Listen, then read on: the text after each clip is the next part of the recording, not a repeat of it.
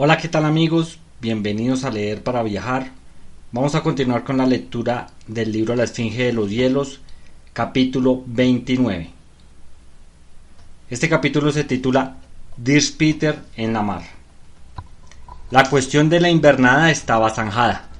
De los 33 hombres embarcados a bordo de la Hambrain, a su partida de las Falkland, 23 habían llegado a esta tierra, y de estos 13 acababan de huir, a fin de ganar los lugares de la pesca pasado el banco de hielo, y estos no eran los que la suerte había designado. No, con el objeto de escapar a los rigores de una invernada, ellos habían desertado cobardemente.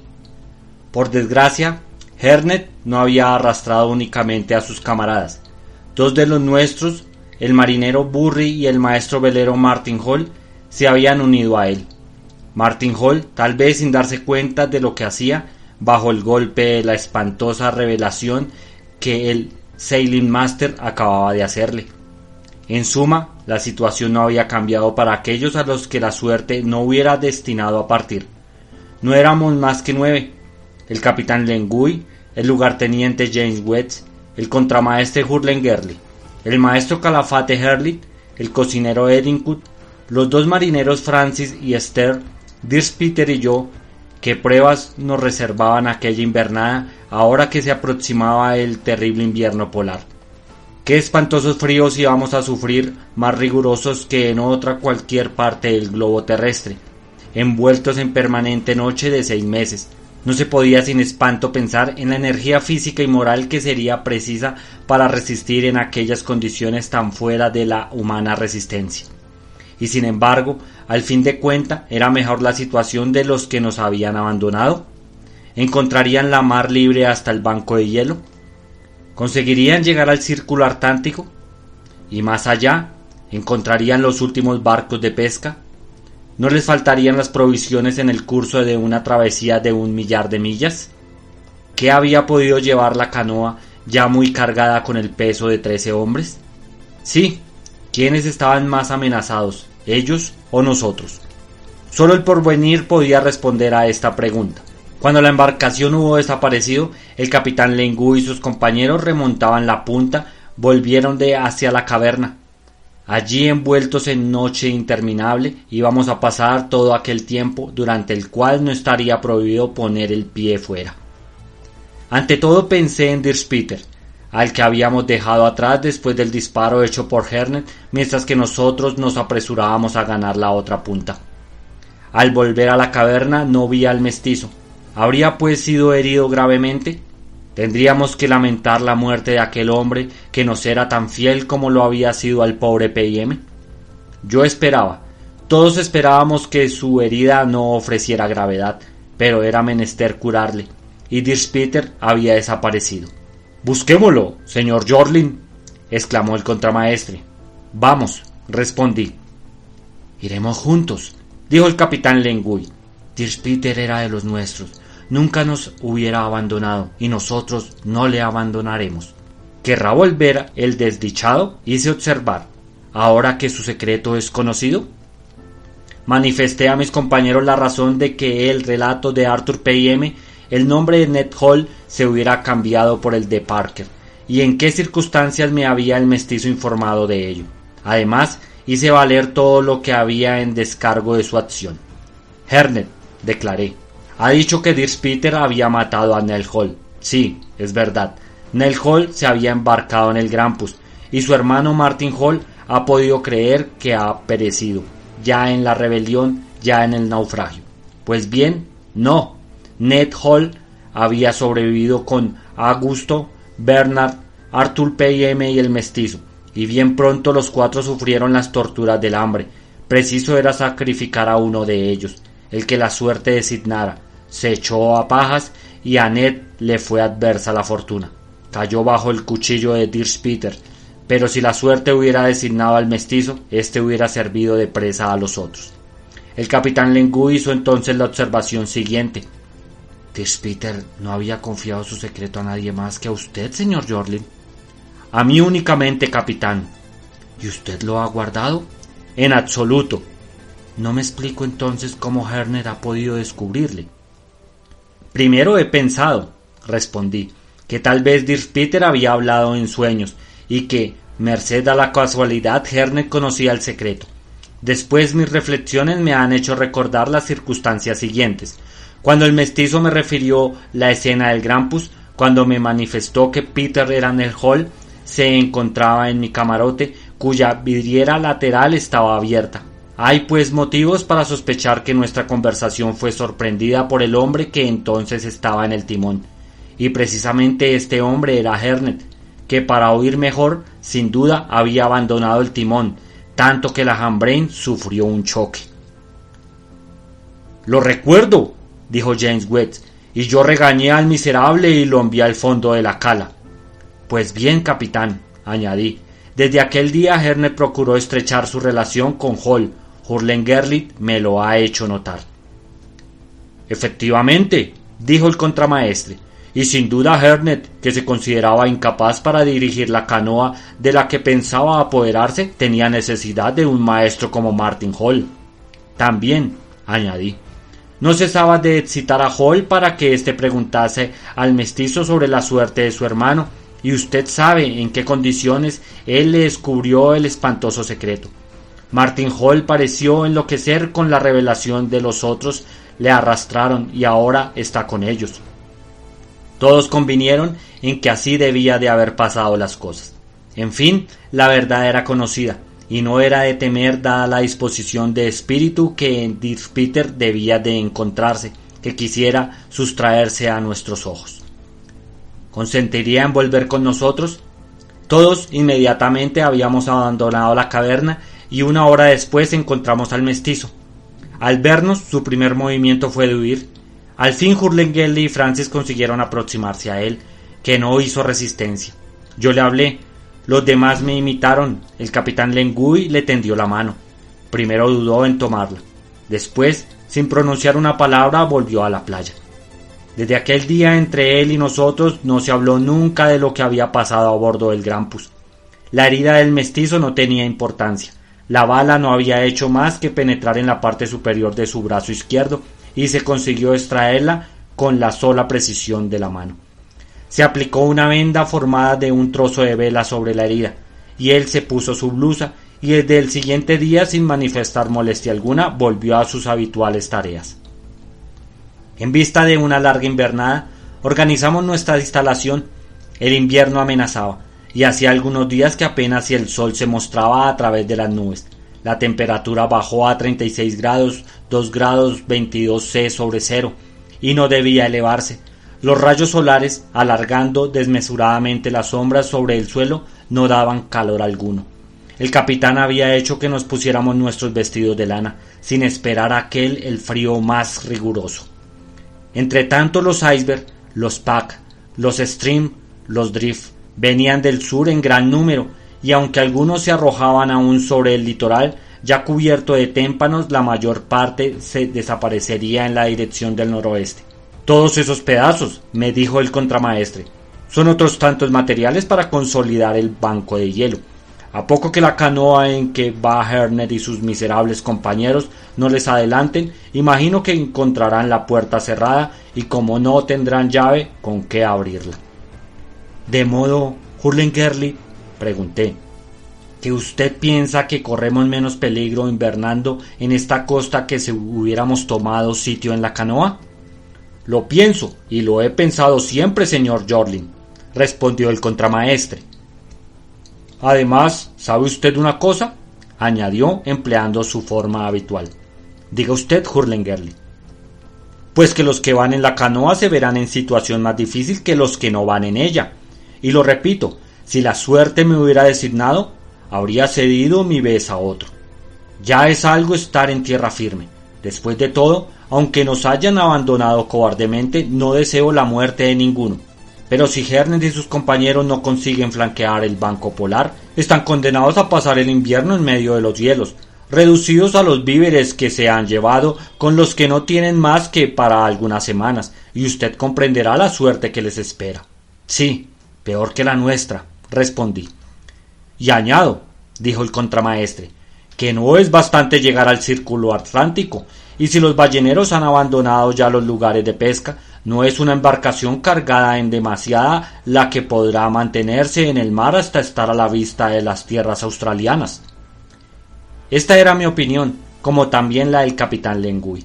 Auxiliada por navegación favorable, no llevando más que lo que podía llevar, con provisiones para varios meses, en fin, en todas condiciones buenas, tal vez la canoa podría efectuar el viaje, pero ¿era así? Seguramente que no. Durante los siguientes días 14, 15, 16 y 17 de febrero, la instalación del personal y del material quedó terminada. Practicándose algunas excursiones al interior del país, por todas partes presentaba el suelo la misma aridez, no produciendo más que hierbecillas espinosas en abundancia. La última esperanza que el capitán Lengui hubiera podido conservar, en la que se refería a su hermano y tripulante de la Jane, desaparecía.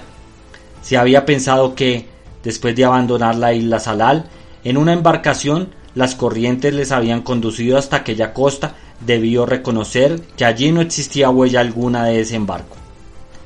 En una de nuestras excursiones llegamos a distancia de 4 millas al pie de una montaña de difícil acceso, merced a la oblicuidad de sus pretendientes, y de altura de 600 a 700 toesas.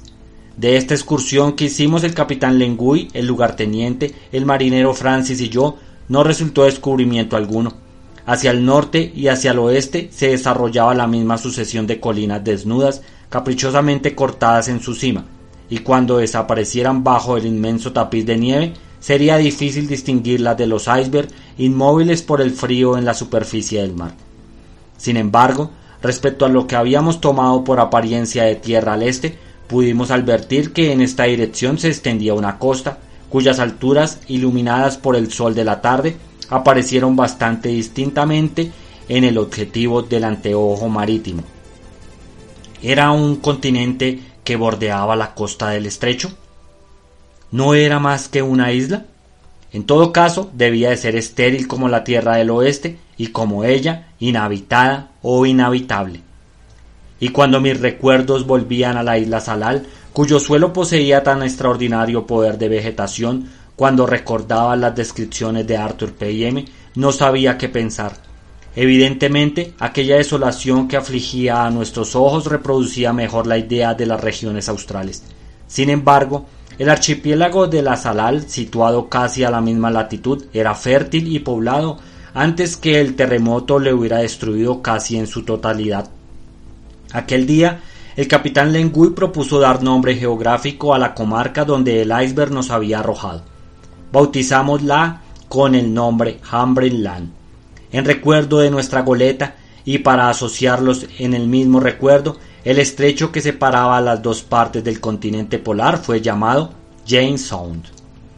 Ocupamos de cazar los pingüinos que pululaban sobre las rocas y de apresar regular número de aquellos anfibios que se revolcaban en las playas.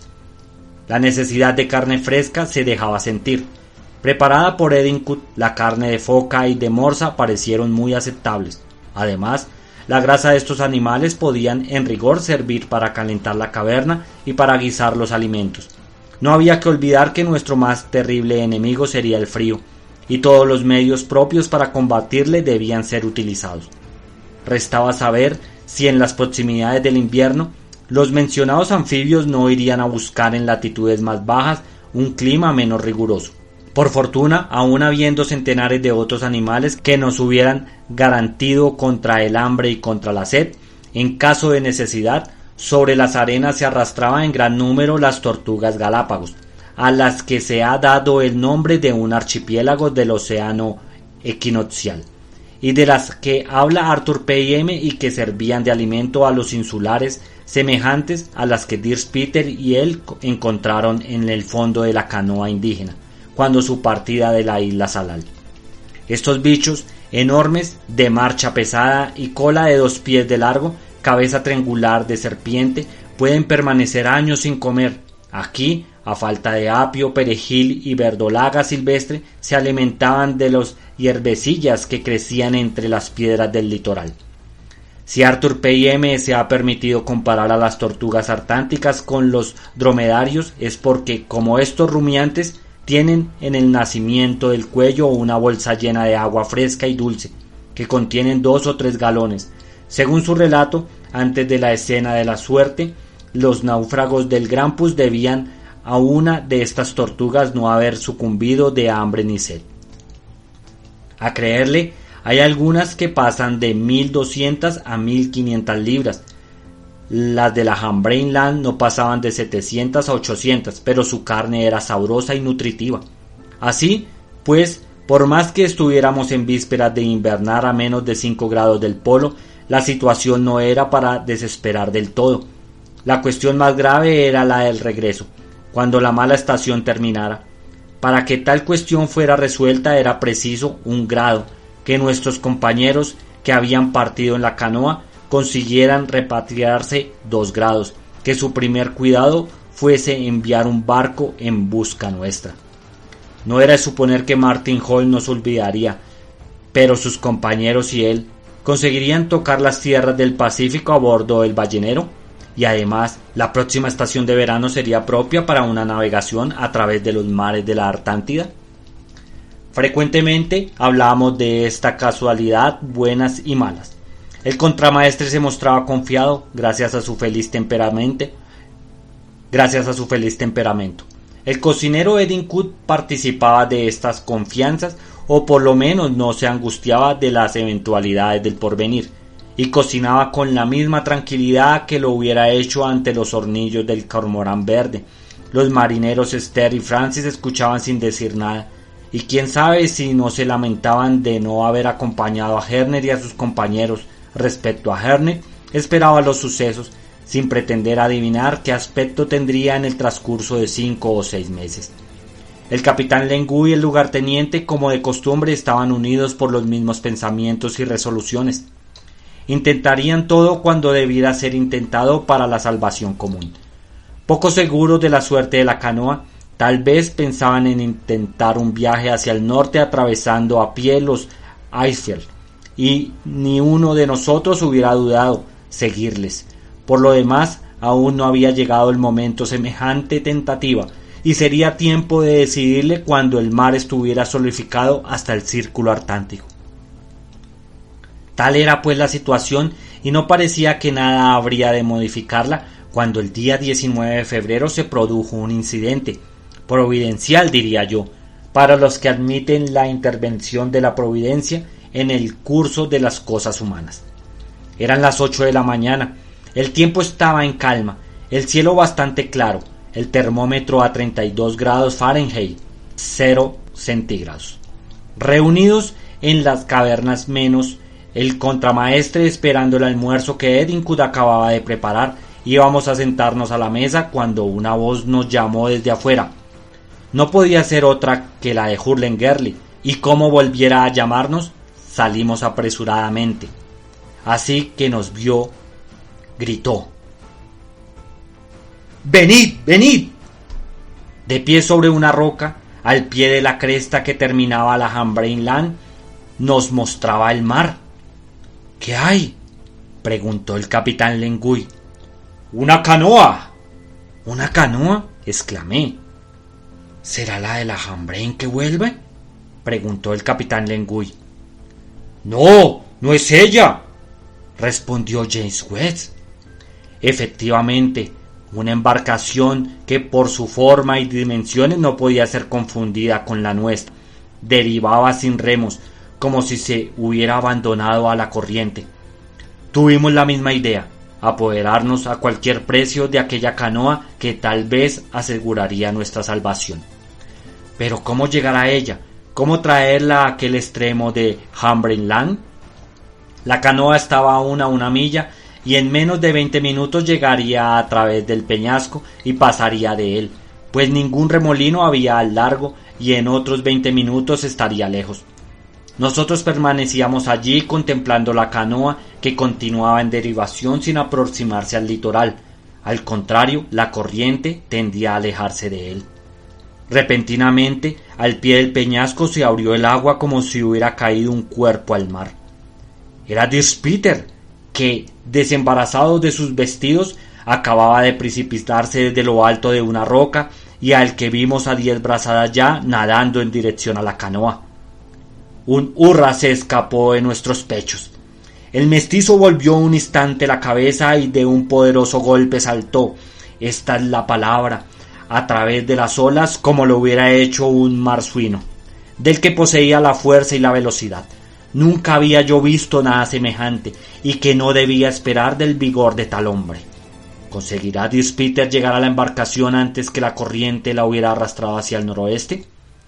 Si llegaba a ella, ¿conseguiría sin remos conducirla hacia la costa de aquella escarpada como la mayor parte de los icebergs?